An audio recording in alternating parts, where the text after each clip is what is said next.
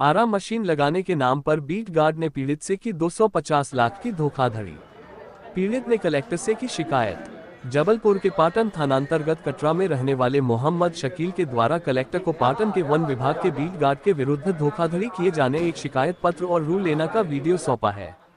जहां मो शकील खान ने बताया कि बीट गार्ड बीरेंद्र के द्वारा उसे आराम मशीन लगाने की बात कही गई।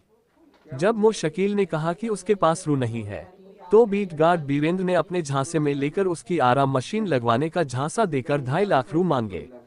जहां मो शकील ने अपना घर गिरवी रखकर 2.5 लाख रू बीट गार्ड को दे दिए। वहीं काफी दिन बीत जाने के बावजूद भी बीट गार्ड बीरेंद्र के द्वारा आराम मशीन मो शकील को नहीं दिलवाएगी तो उसने रू वापस मांगे। जहां रू देने से बीट गार्ड बीरेंद्र आनाकानी करने लगा। वहीं आराम मशीन लगाने के नाम पर और रू की मांग मो शकील से करने लगा। जहां मो शकील ने काम करवाने 10,000 रू बीरेंद्र को देते हुए वीडियो बना लिया। वही शिकायत में पीड़ित ने कलेक्टर से बीट गार्ड के विरुद्ध कार्रवाई किए जाने की मांग की है। टीवी 1 न्यूज के लिए जबलपुर से वाजिद खान की रिपोर्ट। सर बीरेन भैया ने रेंज वाले मेरे से मैंने इनको 2-3 काम दिए न करा दिए। फिर ये बोले कि भाई आप आराम मशीन लगा लो। तो मैंने कहा सर मेरे पास इतना पैसा नहीं है। कहने लगे आप कुछ भी कर लो, आप मशीन लगा लो। तो हमने सर इन्हें घर गिरवी रख के 2.5 लाख रुपए दिए थे।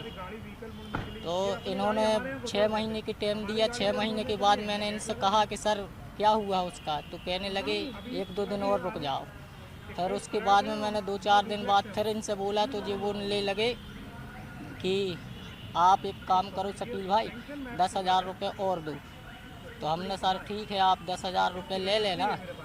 मेरे पास उतनी टाइम रहा नहीं तो मैंने इनको दिया नहीं। फिर इनको हमने 4-5 दिन बाद फिर फ़ोन लगाया तो ये बोलने लगे शकील भाई एक काम करो, तुम क्या कह रहे हो ये कि आप हमें मशीन दे दो या जी वो, हम कुछ नहीं देंगे आपको, जो कुछ आपको करना है कर लेना। कितने पैसे लिए आपसे अभी तक? 2.5 लाख रुपए। और फिर इनने जब ये बोला कि आपके पास कोई सबूत नहीं है, तो मैंने फिर इनको बोला कि हाँ सर मेरे से 10,000 रुपये आप ले लीजिए, मेरा काम करवा दीजिए। फिर मैंने इनको 10,000 रुपये देते हुए समय वीडियो बना ली थी मशीन पे। कौन है, क्या नाम है? बीरेंद्र। कहाँ का है? ये पाटन में बीट गार्ड है सर, पाटन तहसील। पहले जो 2.5 लाख दिए थे वो कैश दिए थे कि चेक से दिए थे? वो 2,40,000 रुपये दिए थे साहब इनको। आगे से दिए, चेक से दिए थे? चेक से नहीं, कैश दिए रहे सर, घर गिरवी रख के दिए रहे। कहाँ रहते हो, क्या नाम है तुम्हारा? हमारा नाम मोहम्मद शकील है। कटरा वार्ड नंबर 12 में पाटन तहसील में रहता हूँ। ये कब दिए थे पैसे? ये सर हमने इनको 9 महीने करीब, 8 महीने करीब हो गए सर। 2.5 लाख दिए थे। जी। और अभी शिकायत कहाँ कहाँ की आप? शिकायत मैंने पाटन थाने में करवाई थी कि इन्होंने ज़बरदस्ती मेरी दम दे के सेंटिंग आरा मशीन से बिकवा दी रही। चंदन राजौरिया, बीरेंद्र भैया, पुष्पेंद्र भैया ने। तो हमने बोले सर आप हमारी सेंटिंग हमको दे दो, तो ये बोले लगे 1-2 दिन में उठा लेना सेंटिंग, अभी नहीं उठाओ। तो हमने 1-2 दिन बाद गए तो इन लोगों ने मेरी सेंटिंग एंटिंग सब बेच दिए। मैंने संदीप से नकड़ी ली थी, संदीप ठाकुर सर रेंज में नकड़ी उसकी पकड़ गई रही। तो वो नकड़ी की पावती आवती सब मेरे को दे के मैंने उससे नकड़ी खरीद के आरा मशीन में चिरा के वहीं रख दी थी। और इन्होंने मेरे से बिना बताए जताए दम दे के सेंटिंग बेच दी और न पैसा दे रहा न कुछ दे रहा, जान से मारने की धमकी देते हैं। और किस आपका नाम क्या है? मोहम्मद शकील नाम है सर मेरा। सर आज जन सुनवाई में किस तरह की शिकायतें आई हैं, किस तरह? कलेक्टर महोदय के द्वारा यहाँ पे 2 प्रकार की जन सुनवाई होती है। एक तो जिस व्यक्ति का काम नहीं होता है वो दोबारा से आता है, तो उसकी में जो है जो जितनी जन सुनवाई आती हैं उनमें 25 प्रकरण हम लोग चुनते हैं। 25 प्रकरणों में जो है कक्ष क्रमांक 7 में सुनवाई होती है 25 की। उसमें सभी अधिकारियों को समक्ष में बुलाया जाता है, वो आवेदक को बुलाया जाता है।